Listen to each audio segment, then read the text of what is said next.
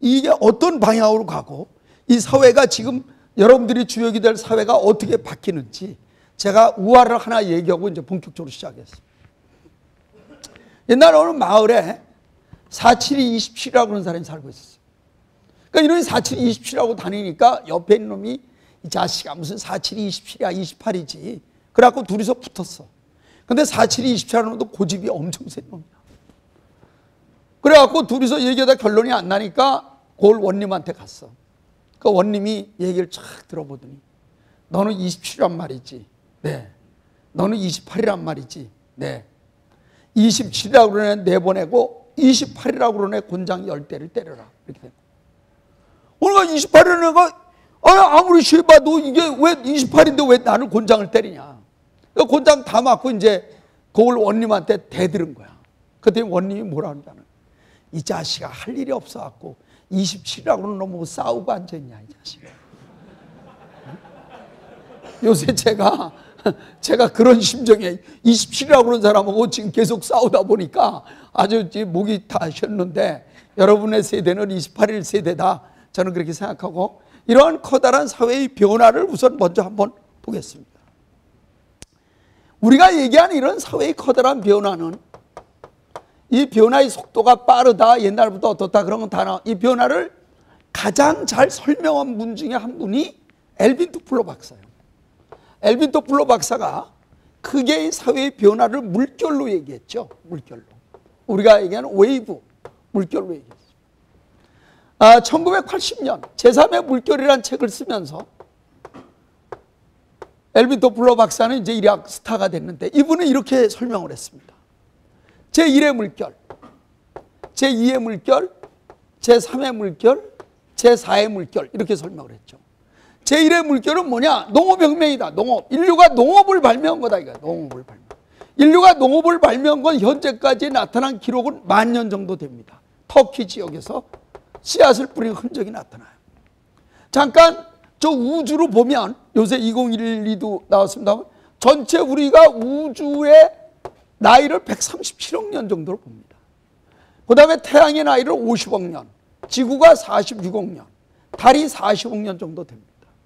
그리고 인류의 원조인 아르디라고 하는 유인원이 440만 년 정도 전에 있었다. 이렇게 지금 보고 있죠.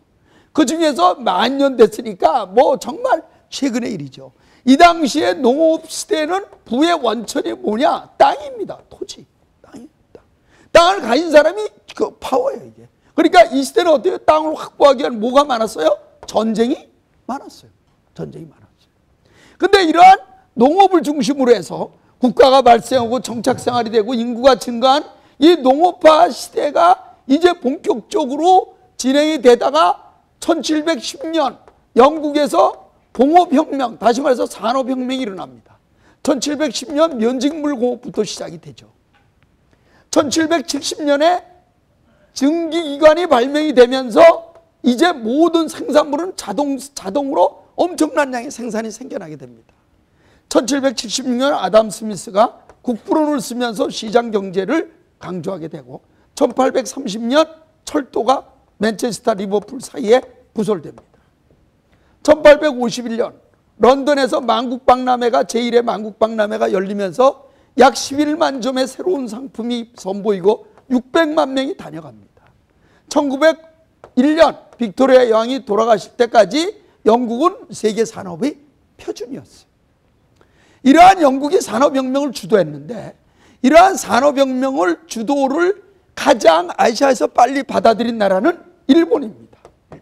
일본이 1868년 메이지 유신, 다시 말해서 명치혁명을 통해서 근대화를 시작을 합니다. 이때 이 사람들이 내건 거는 부국강병이죠. 나라를 부강하게 하고 군대를 기르자면서 결국은 근대화를 시작을 했습니다.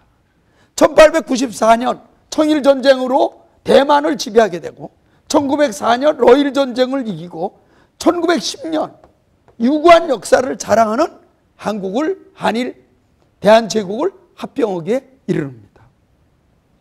우리 선조들은 36년간 5,000년 역사에서 가장 치욕적인 인생을 살았죠.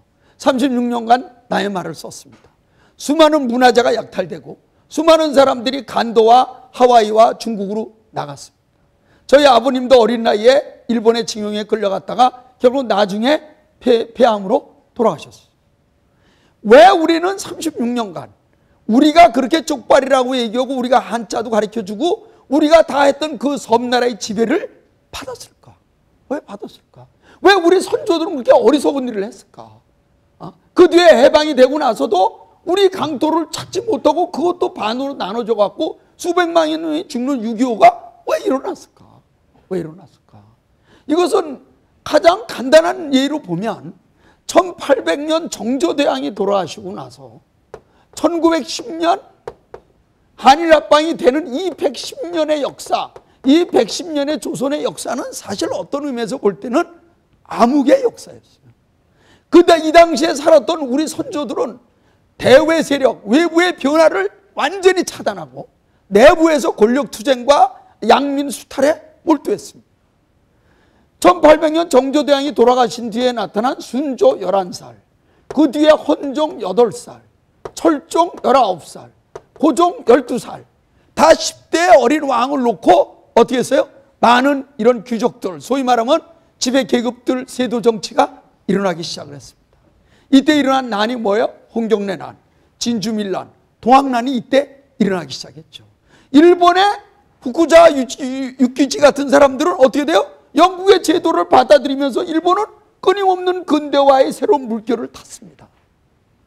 우리나라가 100년 이상 된 기업이 몇 개 있냐 보면 한 5개 정도 됩니다. 일본은 100년 이상 된 기업이 몇 개 있냐? 한 5만 개 정도 됩니다. 일본은 노벨 과학상만 지금 몇 명이 탔느냐? 14명이 탔어요. 근데 우리나라는 여러분도 아시죠? 노벨 과학상 수상자가 한 명도 없습니다.